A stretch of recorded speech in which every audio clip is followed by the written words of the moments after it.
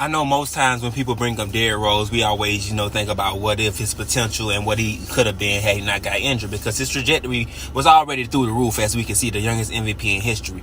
But what I want to say and speak about, I feel like post-injury Derrick Rose wasn't that bad as what people try to act like he just fell off a cliff. No, he still was very good. He was actually more efficient after the injury because he had to rely more on just skill instead of his athleticism. So his shot got better. I feel like his handle was just a little bit, more tighter.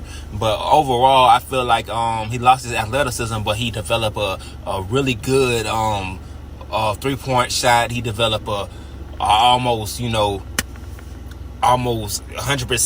Almost every time he shot his mid-range, it was going in. It felt like it almost was 100%. I'm joking, but of course, his mid-range became deadly, more deadly. Was already good before the injury, but I just feel like a lot of people don't give him enough credit for how he played after the injury, especially considering the fact that he had his 53-point game in Minnesota when he was playing for Minnesota, and that was after the injury. He had his career high after he was injured.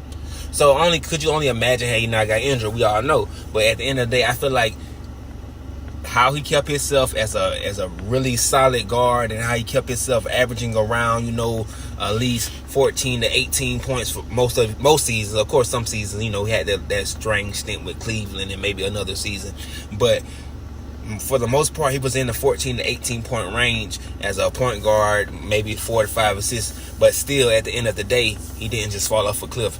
Derrick Rose post injury was still very skilled. He just preferred to play within the system because most times he had to.